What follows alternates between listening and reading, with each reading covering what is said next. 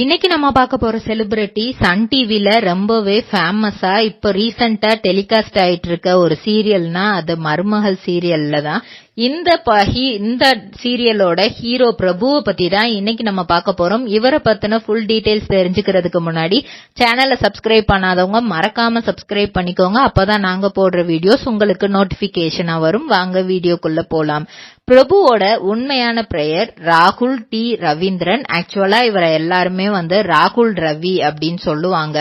இவருக்கு பேரண்ட்ஸ் வச்ச பெயர் ராகுல் டி ரவீந்திரன் தான். இவர் 1989ஆம் ஆண்டு மே மாதம் 21ஆம் தேதி ரவி கேஷ்மா இவங்க 2 பேத்துக்கும் பிறக்கிறாரு. இவங்களுக்கு ஒரு தங்கச்சி இருக்காங்க, வர்ஷா தேவி. இவரு கேரளால திரிசூர்ல இருக்கிற திரிப்பரையூர் அப்படிங்கிற ஒரு ஊர்ல தான் இவர் பிறக்கிறாரு. அடுத்து தன்னோட பள்ளி படிப்பை எல்லாத்தையுமே பழுவில்ல இருக்கிற சென்ட் ஆண்டனி ஹைஸ்கூல்ல தான் இவர் பண்றாரு. அதுக்கப்புறம் கல்லூரி படிப்பு என்ன எடுக்கலாம் அப்படிங்கும் போது அவங்க அப்பா நீ பிடெக் எடுத்து படி, ஒரு ஆர்கிடெக்சர் லெவல்ல ஒரு பில்டிங் கன்ஸ்ட்ரக்ஷனுக்கு அது யூஸ் ஆகும் அப்படிங்கிற மாதிரி சொல்றாங்க. பொதுவா கேரளா அப்படின்னாலே படிப்பு விஷயத்துல ரொம்பவே கேர்ஃபுல்லா இருப்பாங்க, நல்லா படிக்கணும் அப்படிங்கறது தான் அவங்களோட போக்கஸா இருக்கும். லிட்ரரி ரேட்லயே கேரளா தான் ஃபர்ஸ்ட் லெவல்ல இருப்பாங்க. சோ அங்க அந்த பேரண்ட்ஸ் ரொம்ப ஸ்ட்ரிக்டான பேரண்ட்ஸ் தான். ஏன்னா பழுவில்ங்கிறது ஒரு சின்ன கிராமம் தான். இவங்க அதுக்கு பக்கத்துல இருக்கிற திருப்பரையூர்ல தான் இவங்க பிறந்தது வளர்ந்தது எல்லாமே. சோ மாதா காலேஜ் ஆஃப் டெக்னாலஜில நீ பிடெக் எடுத்து படி அப்படிங்கறாங்க. சோ அவரும் அதை எடுக்கிறாரு. ஆனா அவருக்கு நிறைய அரியர்ஸ் வருது. அந்த 4 வருஷம் அவர் படிச்சு முடிக்கிறதுக்குள்ள அந்த அரியர்ஸ கிளியர் பண்ணவே அடுத்து ஒரு 2 வருஷம் அவருக்கு தேவைப்பட்டிருக்கு. பல திட்டு அம்மா அப்பா கிட்ட இருந்து கிடைக்குது. ஆனா நீ இந்த அரியரை கிளியர் பண்ணாம நீ வேற எதுவுமே பண்ண கூடாது அப்படிங்கிற மாதிரி அவங்க சொல்லிட்டாங்க. ஏன்னா அந்த டைம்ல சினிமா அப்படிங்கறதுமே இவருக்கு பெருசா தோணல, அந்த ஐடியாவே இவருக்குள்ள வரல.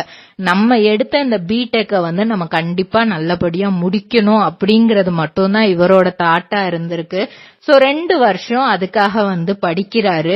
அப்படி படிக்கும் போது இவருக்கு என்னதான் இருந்தாலும் முன்னாடி காலேஜ் போயிட்டே படிச்சிட்டு இருக்கும் போது அப்ப ஃப்ரெண்ட்ஸோட அது பெருசா ஏதாவது தெரிஞ்சிருக்கிறாரு. ஆனா இந்த 2 இயர்ஸ் சும்மாவே இருந்துட்டு அரியர் எக்ஸாமுக்கு மட்டும் எழுத போகணும் இல்லையா. சோ கொஞ்ச நாள் ஃப்ரீயாவே இருந்தனால நம்ம மாடலிங் ட்ரை பண்ணா என்ன அப்படிங்கிற மாதிரி இவருக்குள்ள ஒரு தாட் வருது. நம்ம ஏன் இப்படியே இருக்கணும், அதையும் ட்ரை பண்ணி பார்ப்போம், கிடைச்சா அந்த லைன்ல போகலாம் அப்படின்னு. ஏன்னா அதுக்கப்புறம் அது யோசிக்க ஆரம்பிச்சதுக்கு அப்புறம் இவருக்கு பிடெக் மேல பெருசா ஒரு நம்பிக்கை இல்ல. அதுக்கு முன்னாடி வரைக்கும் நம்ம அப்பா சேர்த்து விட்டுட்டாங்க, நம்ம படிக்கணும் அப்படிங்கிற மாதிரி ஒரு ஐடியால இருந்தவர் மாடலிங் பண்ணணும் அப்படின்ட்டு நிறைய ஸ்டேஜ் ஏறி இருக்கிறாரு. அவங்க வீட்டுக்கு தெரியாமே பல தோல்விகள். ஒரு இடத்துல அப்பதான் ஆடிஷனுக்கு அவர் லேட்டா தான் போயிருக்காரு. அப்பதான் பேர் கொடுத்துட்டு இருக்காரு. ஆனா அங்க அவர் பேரை அனௌன்ஸ் பண்ணிட்டாங்களாம். என்ன பண்றதுன்னு தெரியாம எல்லாருமே அந்த பேக் கேட்ல இருந்தா இவர் ஃப்ரண்ட் கேட்ல இருந்தே போயிருக்காரு. அப்போ ஜட்ஜஸ் எல்லாம் ரொம்ப இது பண்ணிருக்காங்க, என்ன இந்த வழியா வராங்க ஒரு கண்டஸ்டன்ட் அப்படின்ற மாதிரி. அதுக்கப்புறம் இவர் நடிச்சதை பார்த்து அவ்வளோ அசந்து போயிட்டாங்களாம். அந்த அளவுக்கு பெர்ஃபார்மன்ஸ் சூப்பரா இருந்ததா. அந்த காஸ்டியூமா இருக்கட்டும், அவங்க நடக்கிற ஸ்டைல் எல்லாமே சூப்பரா இருந்திருக்கு, நல்லா கண்ணை கவர்ற விதமா இருந்திருக்கு. அதுக்கப்புறம் சரி என்னடா பண்ணலாம், இது நம்ம செலக்ட் ஆவோமா மாட்டோமா எல்லாத்தையும் தாண்டி இவ்வளவு தூரம் நம்ம பண்ணிட்டோம், நம்மளுக்கு எத்தனையோ ஃபெயிலியர் இருக்கு, நம்ம பாத்துக்கலாம் அப்படிங்கிற மாதிரி இருந்திருக்கிறாரு. ஆனா ஃபைனலா அதுல அவர் செகண்ட் பிரைஸ் வாங்கிட்டாரு. அந்த அளவுக்கு அவரோட பெர்ஃபார்மன்ஸ் இருந்திருக்கு. சோ ரொம்ப இவருக்கு ஹாப்பி. இதுக்கப்புறம் நம்ம அரியர் பாஸ் பண்ண என்ன, பாஸ் பண்ணலன்னா என்ன அப்படிங்கிற மாதிரி ஒரு தாட்ல இருந்திருக்கிறாரு. ஆனா இவரு தன்னோட அரியர்ஸையும் அந்த டைம்ல கிளியர் பண்ணிட்டாரு. சோ நெக்ஸ்ட் வீட்ல என்ன சொல்றாங்கன்னா, நீ எம்பிஏ கண்டிப்பா பண்ணிதான் ஆகணும், இந்த மாதிரி அசால்ட்டாலாம் இருக்கக்கூடாது, நெக்ஸ்ட் எம்பிஏ பண்ணி ஆகணுங்கிறாங்க. இங்க ஒரு சைடு மாடலிங் பண்ணது, அதுல வின் பண்ணது எல்லாமே வீட்டுக்கு தெரியாது. சோ அத சொல்ல வராரு, இந்த மாதிரி நான் மாடலிங் பண்ணி எனக்கு அதுல செகண்ட் பிரைஸ் கிடைச்சிருக்கு, நான் ஃபர்தரா இனி அதுல அப்படியே ஃபாலோ பண்ணலாம்னு இருக்கேன் அப்படிங்கிற மாதிரி சொல்றாரு. அவங்க வீட்டுல பயங்கர ஷாக்கு, என்ன நம்ம பையன் அரியர் கிளியர் பண்ண படிச்சிட்டு இருக்கான்னு பார்த்தா இந்த மாதிரி வேலையும் சைட்ல நடந்திருக்கே அப்படின்ற மாதிரி.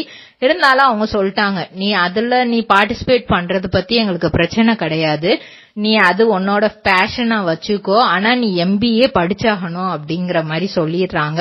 சோ என்ன பண்றாரு அப்படின்னா நெக்ஸ்ட் MBA பண்றதுக்கும் அப்ளிகேஷன் போட்டு அதையும் ஒரு சைட்ல பண்ணிட்டே இருக்காரு. 2013ல டால்ஸ் அப்படிங்கிற படத்துல டாக்டர் அனூப் அப்படிங்கிற ரோல் பண்றாரு. வீட்லயும் ஓரளவுக்கு சம்மதம் வாங்கிட்டாரு. அப்படி பண்ணும்போதுதான் படத்துல சின்ன சின்ன ரோல், பெரிய ரோல் கொடுக்கல, சின்ன சின்ன ரோல் கொடுக்கறாங்க. அவங்களோட ஃபர்ஸ்ட் ஏன்னா 2011ல தான் மாடலிங் வின் பண்ணது. 2012ல MBA அப்ளை பண்ணி ஓரளவுக்கு அந்த ஃபர்ஸ்ட் இயர் நல்லா போயிட்டு இருக்கு. செகண்ட் இயர்ல தான் இந்த மாதிரி சைடா நம்ம படத்துலயும் நடிப்போம், வர்ற சான்ஸ விடக்கூடாது அப்படிங்கிற மாதிரி இதுலயும் நடிச்சுட்டே இருக்கிறாரு. அதுக்கப்புறம் ஒரு இந்தியன் பிரணய கதா அப்படிங்கிற படத்துலயும் ஜோஹன் அப்படிங்கிற ரோல் பண்றாரு. 2014ல டயல் 1091 அப்படிங்கிற படத்துல ராகுல் அப்படிங்கிற ரோல் பண்றாரு. 2016ல கட்டுமாக்கான் அப்படின்ற படத்துல ராகுல் அப்படின்ற கேரக்டர்லயே பண்றாரு. 2017ல ஜோமண்டே சுவிசேஷனா அப்படிங்கிற படத்துல தேஷாவோட ஹஸ்பண்டா நடிக்கிறாரு. 2022ல ஹே பக்கா அப்படிங்கிற படத்துல சூர்யா அப்படிங்கிற ரோல் பண்றாரு. எல்லாமே கிட்டத்தட்ட ஒரு மலையாளம் மூவிஸ் தான். அதுக்கப்புறம் தெலுங்குல இவருக்கு வாய்ப்பு கிடைக்குது. தெலுங்கு மூவியுமே பண்றாரு. ஷேத்திலோ சேஷே சப்பு பவா அப்படிங்கிற படத்துல சுரேஷ் அப்படிங்கிற ரோல் பண்றாரு 2023ல. அப்புறம் பகவத் கேசரி அப்படிங்கிற படத்துல கார்த்திக் அப்படிங்கிற ரோல் பண்றாரு. 2024ல DNA அப்படிங்கிற படத்துல பார்த்தி அப்படிங்கிற ரோல் பண்றாரு. இது மலையாளத்துல வந்த படம் தான். இவரு 2017ல D4 ஜூனியர் வெர்சஸ் சீனியர் ப்ரோக்ராமோட ஆங்கராவும் இருந்திருக்கிறாரு. அது மட்டும் இல்லாம 2019ல ரெட் FM மலையாளம் மியூசிக் அவார்ட்ஸோட ஆங்கராவும் இவரு இருந்திருக்கிறாரு. சோ ஆங்கரிங் பண்றதுலயுமே இவரை அடிச்சுக்கிறதுக்கு ஆள் இல்லன்னு தான் சொல்லலாம். ஓகே, இவர் படத்துல மட்டும் தான் நடிச்சிருக்கிறாரா, இவரை வேற எங்கேயோ பார்த்த மாதிரியே இருக்கு அப்படின்னு யோசிச்சா, இவர் படமும் நடிச்சிட்டு அட் த சேம் டைம் இவர் என்னவும் பண்ணிருக்கிறாரு அப்படின்னா சீரியலுக்குள்ளேயும் வந்திருக்கிறாரு. 2014ல டயல் மூவி பண்ணதுக்கு அப்புறம் அவருக்கு மலையாளத்துல பொன்னம்பிள்ளி அப்படிங்கிற ஒரு சீரியல்ல நடிக்க வாய்ப்பு கிடைக்குது. சோ அந்த சீரியல்ல நடிக்கிறாரு. அப்புறம் 2017ல நந்தினி சீரியல்ல நடிக்க வாய்ப்பு கிடைக்காது. 2019ல அதோட சீசன் 2வும் வந்துச்சு. சோ 2 சீசன்லயுமே இவர் அருண் அப்படிங்கிற கேரக்டர் பண்றாரு தமிழ்ல. சோ அதுலயுமே கொஞ்சம் நல்லா ரீச்சர் ஆகுறாரு. அருண் அப்படிங்கிற கேரக்டர் ஓரளவுக்கு மக்கள் மத்தியில தமிழ்நாட்டுல தெரிய ஆரம்பிக்குது.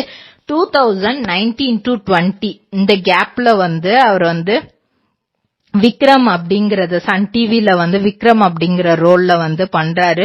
2020 to 23ல கண்ணான கண்ணே சீரியல்ல யுவராஜ் அப்படிங்கிற ரோல் பண்றாரு. இந்த ரோல் மக்கள் மத்தியில வேற லெவல்ல ஃபேமஸ் ஆச்சு.